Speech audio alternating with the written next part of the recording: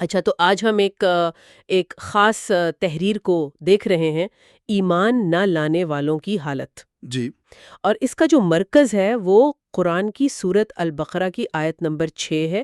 ان الذین کفروا سواء علیہم اانذرتہم ام لم تنذرہم لا یؤمنون۔ بالکل تو مقصد یہی ہے کہ اس آیت کا مطلب سمجھا جائے، اور جو تفسیر اس تحریر میں دی گئی ہے خاص طور پر ان لوگوں کے بارے میں جن کے بارے میں کہا گیا ہے کہ ایمان نہیں لاتے۔ جی بالکل، یہ آیت اصل میں ان لوگوں کی کیفیت بتاتی ہے جنہوں نے کفر کیا، یعنی انکار کیا۔ انکار کیا۔ ہاں، اور یہ تحریر واضح کرتی ہے کہ کفر کا جو لفظی مطلب ہے نا، وہ ہے کسی چیز کو چھپانا۔ چھپانا؟ جیسے کسی نعمت کو چھپا لینا ہم یا اس کی ناشکری کرنا۔ اور اگر ہم مذہبی اصطلاح میں دیکھیں تو یہ ایمان کی ضد ہے، مطلب نہ ماننا۔ ٹھیک، تو آیت کہتی ہے کہ ان لوگوں کے لیے برابر ہے، چاہے آپ انہیں خبردار کریں یا نہ کریں، وہ نہیں مانیں گے۔ یہ بات دلچسپ لگی مجھے کہ ماخذ میں صرف خبردار کرنے یعنی انذار کا ذکر کیوں ہے؟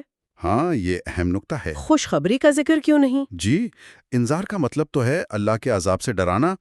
اب ماخذ یہ کہتا ہے کہ انسان کی جو فطرت ہے نا، وہ نقصان سے بچنے کو زیادہ اہمیت دیتی ہے اچھا۔ بنسبت اس کے کہ کوئی فائدہ حاصل کرے۔ تو ہاں، یہ ایک نفسیاتی پہلو ہے جس کی وجہ سے اس تفسیر کے مطابق یہاں صرف انذار پر اکتفا کیا گیا ہے۔ یعنی اس کا اثر زیادہ گہرا ہوتا ہے شاید۔ جی، سمجھا جاتا ہے کہ اس کا اثر زیادہ فوری اور گہرا ہوتا ہے۔ سمجھ گئی۔ اچھا، آیت کے الفاظ ہے سواء علیہم، ان پر برابر ہے۔ اس جملے کی ساخت کے بارے میں بھی کچھ کہا ہے ماخذ نے؟ ہاں، اس پر بھی بات کی ہے۔ ماخذ بتاتا ہے کہ یہ جو انداز ہے نا، انذرتہم، کیا تم نے انہیں ڈرایا، ام لن تنذرہم، یا نہیں ڈرایا، جی۔ یہ اصل میں سوال نہیں پوچھا جا رہا۔ اچھا۔ نہیں، بلکہ یہ انداز تحریر کے مطابق اس بات پر زور دینے کے لیے ہے کہ بھئی نتیجہ ایک ہی ہے، حالت برابر ہے۔ یعنی ان کا ایمان نہ لانا۔ بالکل، یہ جو جملے کی ساخت ہے، یہی اس برابری کو، اس قطعیت کو واضح کر رہی ہے۔ اور میں نے دیکھا ماخذ میں وہ پڑھنے کے مختلف طریقوں کا بھی ذکر تھا، قرات کا۔ جی، قرات کے اختلافات کا بھی ذکر ہے۔ بتایا گیا ہے کہ کچھ پرانے علماء نے آیت کے بعض الفاظ، خاص طور پر انذرتہم کا جو دوسرا اے ہے یعنی حمزہ، ہاں۔ اس کی ادائیگی میں بہت ہی معمولی سا باریک سا فرق رکھا ہے۔ کوئی نرمی سے پڑھتا ہے، کوئی الف سے بدل دیتا ہے۔ او۔ یہ تفصیلات بس یہ ظاہر کرتی ہیں کہ متن کو آگے پہنچانے میں کتنی زیادہ احتیاط کی گئی ہے۔ لیکن مطلب پر فرق نہیں پڑتا؟ نہیں، بنیادی معنی وہی رہتے ہیں۔ ان طریقوں سے اصل پیغام پر کوئی اثر نہیں پڑتا۔ ٹھیک ہے۔ اچھا، آیت ختم ہوتی ہے لا یؤمنون پر، وہ ایمان نہیں لانے والے۔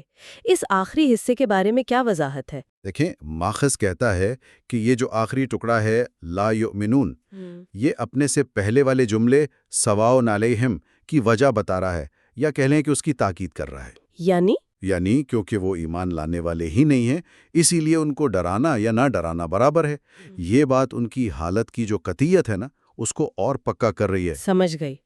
تو خلاصہ اگر کریں، یہ تحریر ہمیں قرآن کی ایک آیت کی کافی گہرائی میں لے جاتی ہے، جی اور یہ دکھاتی ہے کہ کم از کم اس تفسیر کے مطابق یہ آیت ایک خاص کیفیت بیان کر رہی ہے جہاں کچھ لوگوں کے لیے تنبیہ کا کوئی اثر نہیں ہوتا۔ بالکل، اور ہم نے کفر کے لفظی معنی بھی دیکھے، اور صرف انذار پر زور دینے کی وجہ بھی جو ماخذ نے بتائی۔ جی ہاں۔ اور ایک آخری بات جو اس سارے تجزیے سے سامنے آتی ہے اور میرے خیال میں غور کرنے والی ہے، وہ کیا؟ وہ یہ کہ یہ تفسیر ہمیں دکھاتی ہے کہ جو پرانے علماء تھے، انہوں نے آیت کو سمجھنے کے لیے صرف لفظوں کے ظاہری معنی نہیں دیکھے، بلکہ انہوں نے جملے کی ساخت، اس کی گرامر، اور یہاں تک کہ اس کو پڑھنے کے جو مختلف طریقے تھے، ان سب کا کتنی گہرائی سے جائزہ لیا ہے۔ صحیح۔